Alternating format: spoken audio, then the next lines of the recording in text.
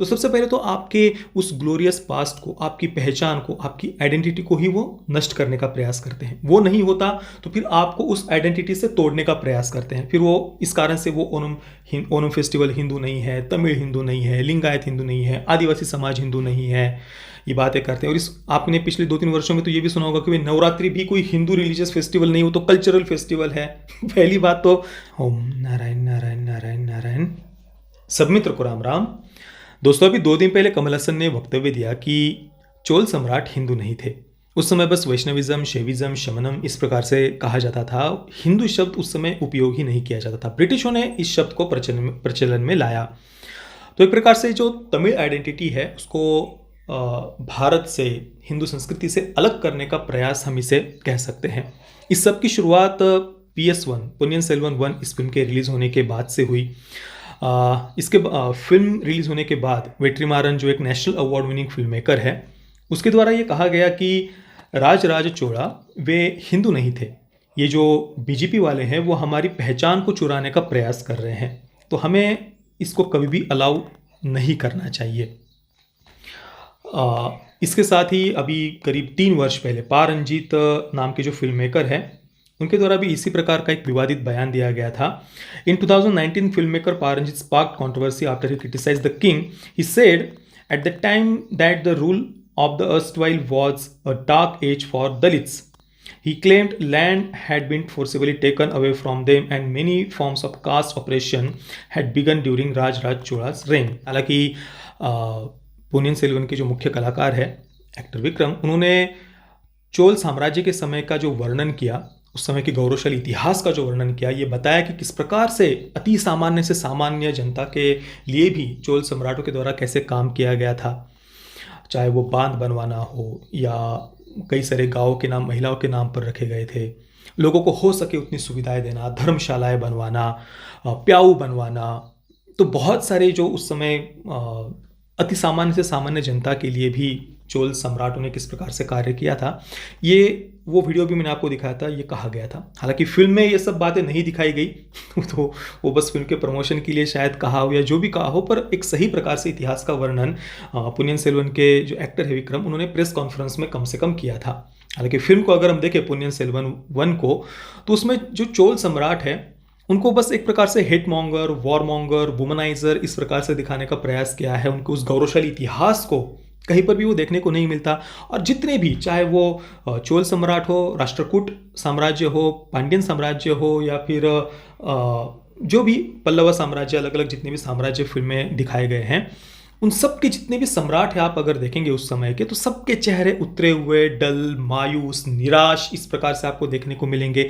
किसी की भी चेहरे पर वो तेज आपको देखने को नहीं मिलेगा, वो क्षात्र तेज आपको देखने को नहीं मिलेगा।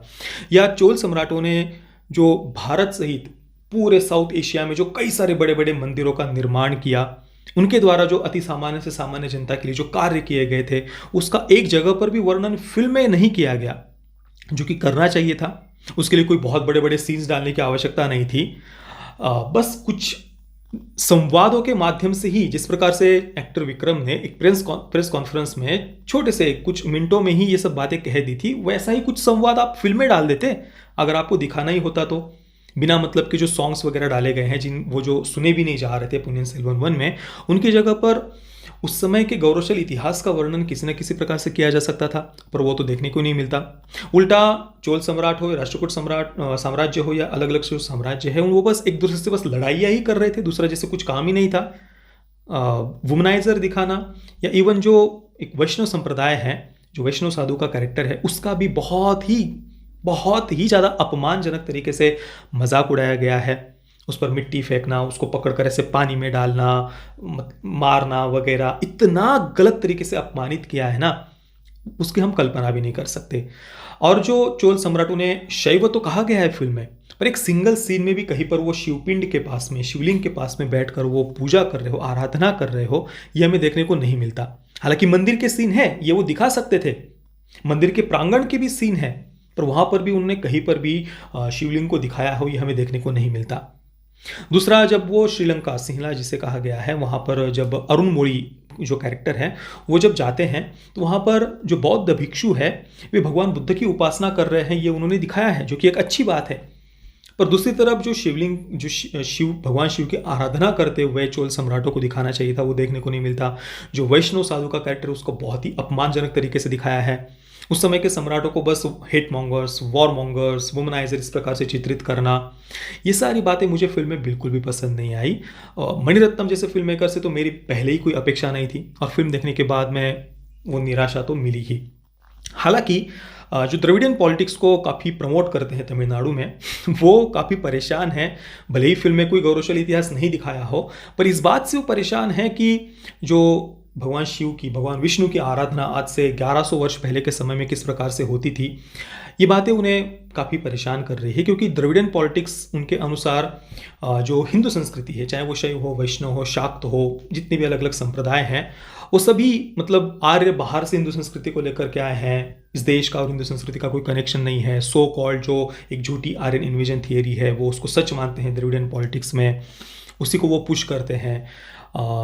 उल्टा हिंदू बस यहाँ पर उन्होंने अत्याचार किए हैं वगैरह वगैरह बातें कही जाती है। और इन सब बातों का उपयोग किया जाता है कन्वर्जन के लिए। मिशनरीज के द्वारा भी इन सब बातों का काफ़ी उपयोग किया जाता है। और कमल हसन ने जो वक्तव्य दिया है उससे कोई इतना ज़्यादा आश्चर्यचकित होने की आवश्यकता नहीं है। तमिलनाडु में द्रविडियन पॉलिटिक्स बहुत ज़्यादा स्ट्रांग है और उनके द्वारा हमेशा से ही हिंदू संस्कृति से वो कैसे अलग है, तमिल आइडेंटिटी हिंदू संस्कृति से कैसे अलग है। और कुछ अलगाववादी विचारधारा के जो लोग हैं वो तो तमिल आइडेंटिटी को भारत से ही अलग करने का प्रयास करते हैं, इंडिया से ही अलग करने का प्रयास करते हैं।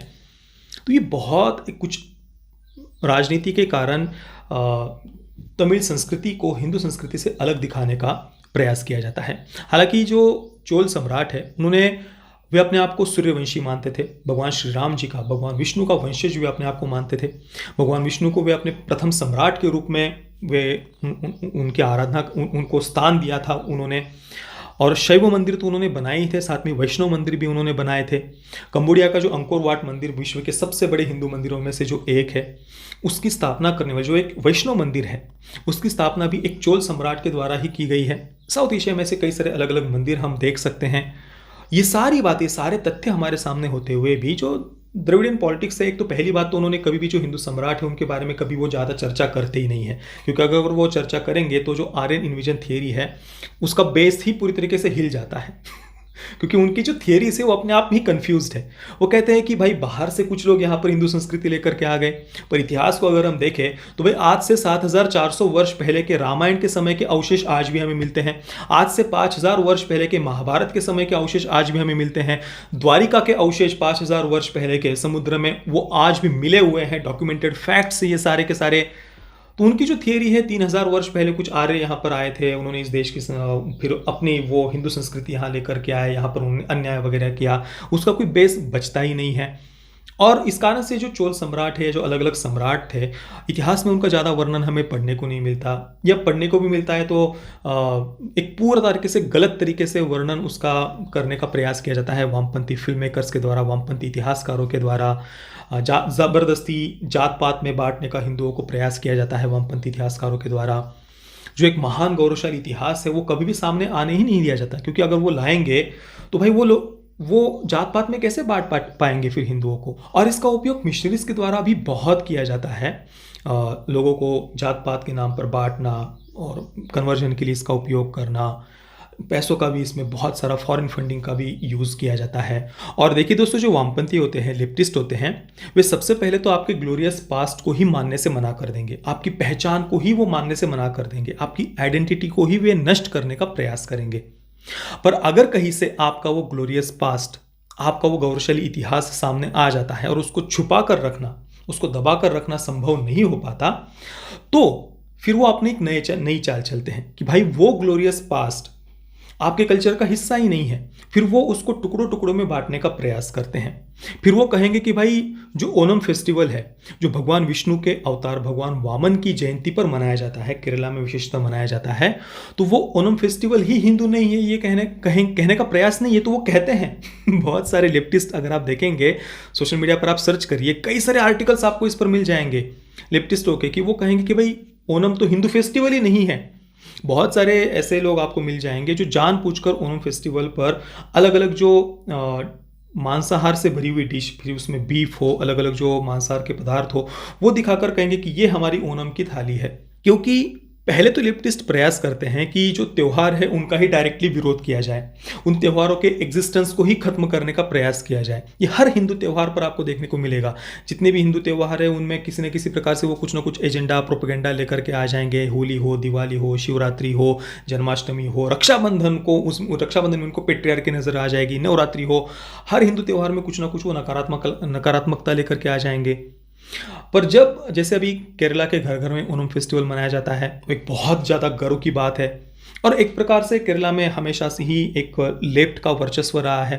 अब वो वहाँ पर डायरेक्टली ओणम फेस्टिवल का विरोध नहीं कर सकते, तो फिर वो दूसरा क्या अपनी चाल चलाएंगे कि वो उसकी आइडेंटिटी को ही खत्म करने का प्रयास कर देंगे कि भाई ओणम तो हिंदू फेस्टिवल ही नहीं है। और इसके लिए वो बड़े ही विचित्र विचित्र से तर्क कहीं ना कहीं से लेकर के आ जाएंगे जिनका कोई बेस नहीं होता।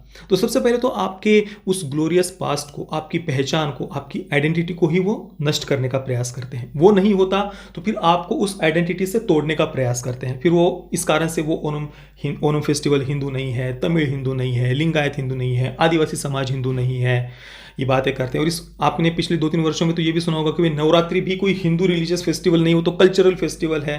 पहली बात तो हिंदू अपने आप में ही कोई रिलीजन नहीं है। हाँ, आज के रिलीजन की परिभाषा के अनुसार हम अपने आप को हिंदू कहते हैं, पर अगर हमारे देश का इतिहास देखें तो हमने कभी किसी रिलीजन की स्थापना नहीं की है, ये हमारा कल्चर ही है। पर उनका ये कहने का उद्देश्य अलग होता है। वे अब एक आइडेंटिटी से, जो एक सूत्र में देश को बांधती हो कोई भी बात, वो उसके साथ कभी भी देश को जुड़ने नहीं देंगे। क्योंकि जो लेफ्ट की विचारधारा है, जो वामपंथी विचारधारा है, वो हमेशा से ही लोगों को जब बांटा जाता है, जब टुकड़ों टुकड़ों में लोगों को बांटा जाता है, उसके बाद ही वो फलती फूलती है। अलग अलग समाजों को आपस में लड़वा दो, उनको बांट दो, उनमें खाई पैदा करने का प्रयास कर दो। चाहे अमीर और गरीब हो, उनको आपस में लड़वाओ। परिवार में माता पिता और बच्चे हो, उनको आपस में लड़वाओ। एक वैवाहिक संस्था में, एक विवाह में पति और पत्नी को आपस में लड़वाओ। जो सरकार और जो जनता है उनको आपस में लड़वाओ। किसी न किसी प्रकार से एक अनार्की, केओस, डिस्ट्रक्शन देश में लेकर के आ जाओ। इसके बाद ही वामपंथी विचारधारा फलती फूलती है। इसलिए जो बात हमें एक सूत्र से बांधती हो, एक कल्चर से हमें बांधती हो, उसके साथ में वो कभी भी देश को जुड़ने नहीं देंगे। तो ये हमेशा से ही वामपंथी विचारधारा इसी बात पर फलती फूलती है। और ये हमें अलग अलग जगहों पर हमने देखा भी है। झारखंड के मुख्यमंत्री हेमंत सोरेन ने भी आदिवासी समाज हिंदू ही नहीं है, ये बातें हमने सुनी हुई है। अलग अलग जगह से किसी न किसी प्रकार से कल्चर से तोड़ने का प्रयास हो रहा है। और इसके पीछे फॉरेन फंडिंग भी है, मिशनरीज है, कन्वर्जन भी इसके पीछे एक बहुत बड़ा उद्देश्य है। बहुत सारी बातें बैकग्राउंड में हो रही है। दुख की बात यह है कि इस पर कभी खुलकर चर्चा नहीं होती मीडिया में, जो कि होनी चाहिए। और दोस्तों, अगर आप ध्यान से देखेंगे तो केरला और तमिलनाडु में जो लेफ्टिस्ट है, जो वामपंथी विचारधारा है, वो सबसे ज़्यादा प्रबल, बहुत नीचे तक अपनी जड़ें वो जमा चुकी है, ये आपको देखने को मिलेगा।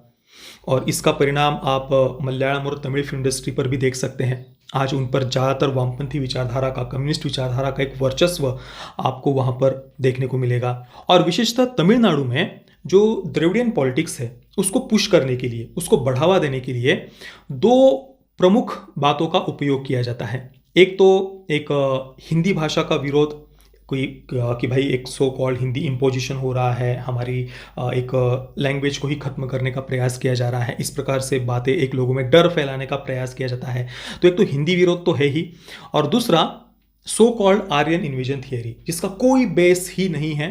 पर इन 2 बातों को लेकर एक प्रकार से लोगों में एक डर बसाने का, फैलाने का प्रयास किया जाता है। पर देखिए, मैं अभी तमिलनाडु भी गया था, पूरा रामेश्वरम, धनुषकोडी, कन्याकुमारी, पूरा तमिलनाडु में काफ़ी सारी जगह पर मैं घुमा। मदुराई मीनाक्षी सुंदरेश्वर मंदिर में भी मैं गया था। और एक बात जो मैंने देखी, लोग आज भी अपनी संस्कृति पर, अपने कल्चर पर बहुत गर्व करते हैं। अपने कल्चर के साथ में, हिंदू संस्कृति के साथ में वे जुड़े हुए हैं। पर जो एक हिंदी भाषा के विरोध के नाम पर जो एक डर बसाने का लोगों में जो प्रयास किया है ना, इसका असर बहुत अधिक मात्रा में हुआ और कन्वर्जन बहुत ज़्यादा हुआ है, बहुत ज़्यादा कन्वर्जन देखने को मिला है। इस पर मैं कभी बाद में बात फिर से करूंगा। पर एक प्रसन्नता की बात यह है कि आज लोगों में जागृति भी एक बहुत आई है सोशल मीडिया के कारण। तमिलनाडु में भी बहुत सारे लोग अभी जागरूक हो रहे हैं। इस पूरे जो प्रोपेगेंडा को, लेफ्ट के प्रोपेगेंडा को बहुत सारे लोग समझ रहे हैं। और हो सकता है कि आने वाले समय में हमें एक बड़ा बदलाव तमिलनाडु में भी देखने को मिलेगा। तो ये थे मेरे पूरी विचार इस विषय को लेकर। बाकी दोस्तों आपके इस विषय पर क्या विचार है मुझे आप नीचे कमेंट में अवश्य बताना। ये वीडियो देखने के लिए आप सभी मित्रों का बहुत बहुत धन्यवाद। जय श्री राम, वंदे मातरम।